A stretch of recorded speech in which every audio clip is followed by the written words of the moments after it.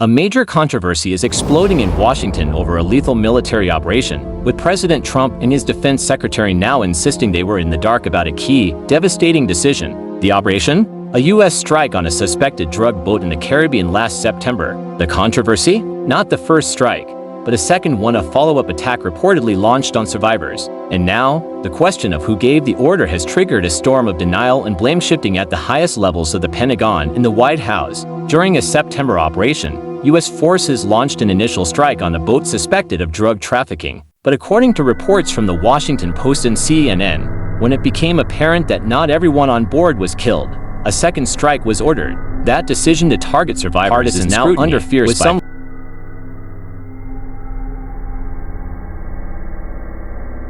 both President Trump and Defense Secretary Pete Hegseth pointed the finger elsewhere down the chain of command. At a cabinet meeting, President Trump stated bluntly, "I didn't know about the second strike. I didn't know anything about the people. I wasn't involved." He said he relied on Secretary Hegseth, who was satisfied with the attack, but Hegseth, in his own remarks, also distanced himself. He said he watched the first strike live, but then left the room before a full assessment was done. He claimed he didn't learn about the decision to launch the second strike until hours later, placing operational responsibility squarely on Admiral Frank Mitch Bradley, the commander of U.S. Special Operations Command. For actions defending the administration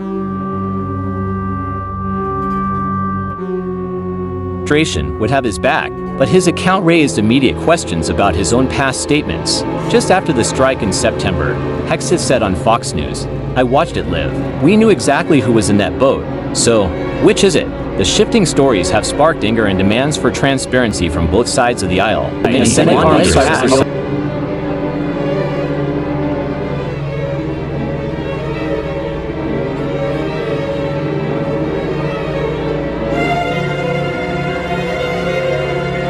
Amid the fallout, President Trump signaled a potential dramatic escalation, suggesting he plans to soon authorize strikes inside Venezuela, saying, "We're going to start doing those strikes on land too." The core of this story is a classic Washington dilemma: accountability. Who is ultimately responsible for a lethal decision made in the fog of war, as Hegseth called it? Is it the commander on the ground, the defense secretary who empowers him, or the president who sets the policy? One thing is clear: the political and legal bombshell from that September night in the Caribbean is just now detonating in Washington. Thanks for watching.